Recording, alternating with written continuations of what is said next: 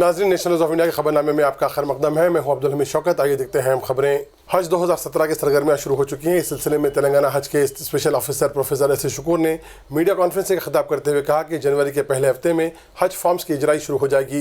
उन्होंने ख्वाहिशमंद अफराद से अपील की है कि वो अपना पासपोर्ट तैयार कर लें। आज़मीन का पासपोर्ट मार्च 2018 तक कारगर होना ज़रूरी है।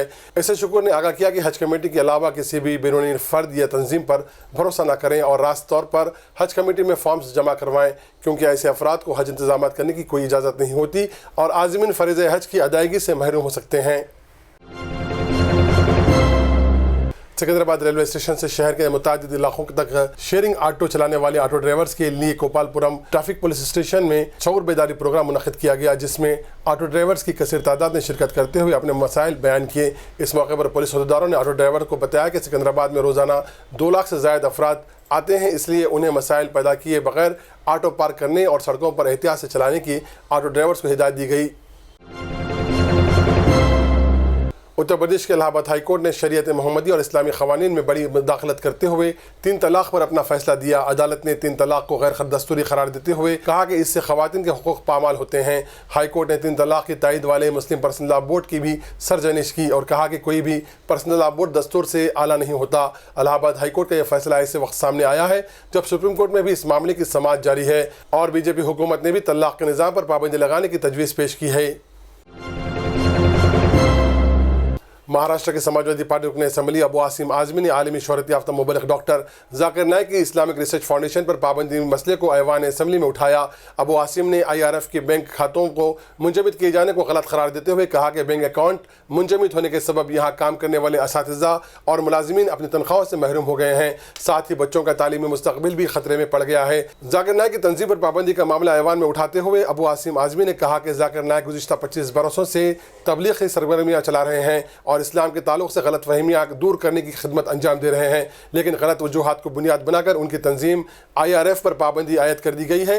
अबू आसिम आज़मी ने कहा कि इंटरनेशनल इस्लामिक स्कूल के मुंजमद बैंक अकाउंट को खोलने के अहकाम जारी किए जाएँ और स्कूल के तलबा के मुस्तक़बिल को ज़हन में रखकर हुकूमत कोई फैसला करना चाहिए। मरकज़ की बीजेपी हुकूमत की जानिब से नाफिज की गई नोटबंदी को आज 1 माह का अरसा मुकम्मल हो गया है, लेकिन अब तक आम आदमी की मुश्किलात दूर नहीं हो पाई हैं। नोटबंदी के 30 दिन बाद भी लोग अपनी ज़ाती कमाई का पैसा हासिल करने के लिए बैंकों और ATM मराकज़ के बाहर कतार लगाए खड़े हुए हैं। मुल्क के तमाम ATM मशीनों को नई करेंसी के मुताबिक अपडेट करने का सिलसिला हुनूस जारी है और ज़्यादातर मशीनें या तो काम नहीं कर रही हैं या फिर इनमें पैसा नहीं है, जिसकी वजह से लोगों में बेजारी और गुस्सा पाया जाता है। मुल्क में करेंसी की किल्लत पर काबू पाने और कैशलेस लेन देन को फ़रोग़ देने के लिए हुकूमत ने आज मज़ीद चंद इक़दाम किए हैं। मरकज़ी वज़ीर फ़ाइनेंस अरुण जेटली ने ऐलान किया है कि डिजिटल अदायगी करने वालों को पेट्रोल और डीजल सस्ता मिलेगा। इसी तरह ऑनलाइन ट्रेन टिकट बुक करने वालों को 10 लाख रुपये इंश्योरेंस फराहम किया जाएगा। नेशनल हाईवे का टोल टैक्स कार्ड से अदा करने पर 10% की छूट मिलेगी। हुकूमत ने डिजिटल अदायगी करने वाले किसानों के लिए भी मुतादिद मराहत का ऐलान किया है और रेलवे की केटरिंग और गेस्ट रूम में भी 5% रियायत का ऐलान किया गया।